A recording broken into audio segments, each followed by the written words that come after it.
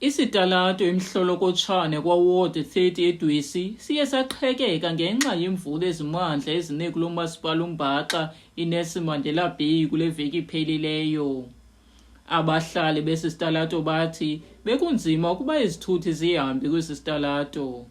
The morning yayo yonke lento ndithe xa ndijonga apha ekhaya efestireni ndabona iibhasi ezintathu zime phaa phezulu ndingayazi uba kwenzekani ne.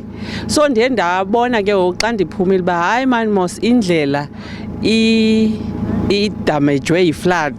Iibhasi kwafuneka zitshintshe i-direction zihambe another route because of uba indlela iye yakolapsa.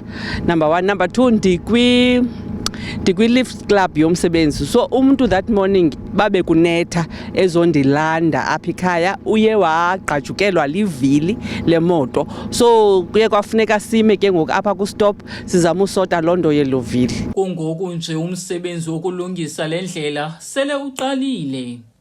Abahlali bathi bayavuya le ndlela ilungiswa. No, siyavuya mani kakhulu sisi indlela at least ilungiswa ngoku because esibayisitsho kugxa wami into yobana ingakwazi ungena etransport and besingayazi into yoba kusezawuqhekeka mo kangakanani lo mhlaba lona because bicaca into yobana ingathi inkulu le nto yenzekileyo. So siyavuya and ke nangespeed noko bazamile mani umasipala into yobana khawuleza silungiselele yabo bisentsha ke le ndlela le, so ke siyavuya ke nyani xa ilungiswa. Ucebo wakule ward uXolani Notshe uthi umsebenzi wokulungisa le ndlela uqale ngoLwesihlanu. Uthi nangona oku kwenziwe yintlekele yendalo kubalulekile ukuba zilungiswe iziseko ezingundoqo uluntu luzifumane iinkonzo. IkwaDwesi nekwamaGxaki amagosa injineli ngakumbi zithi lo mhlaba walapha ungumhlaba onodongwe and kukho intshukumo ezenzekayo. Izinto ezinjena uzibona ngongathi zezinto kuthiwe zii-acts of God.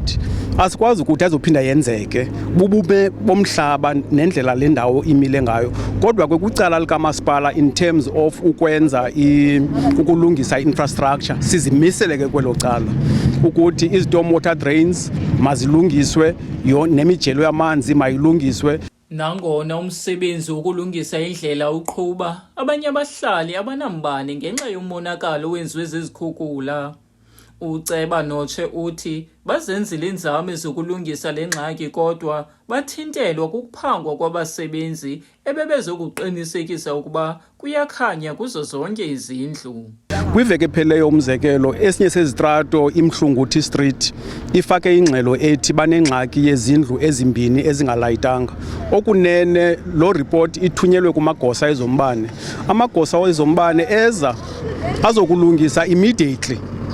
Azolungisa immediately, kodwa athi amagosa isasebenza kweGqi abantu baxhomisa amagosa kwathathwa nezinto zabo. I-crime msasazi nangona sithetha nge-infrastructure nombane, i-crime iyachaphazela in terms of i-speed umasipala akwazi uresponda ngazo in terms of ukulungisa ingxaki zabantu. UNotshe uvale ngelithi akanakuqinisekisa ukuba abahlali abangenambane baza kuba nawo nini, kodwa wenza inzame zokuba kube kanti zonke izindlu kule wodi ziba nombane kwakhona. Kwiindaba ze-MPK TV, ndinguzanele Bhokhwana eDwesi eGqeberha.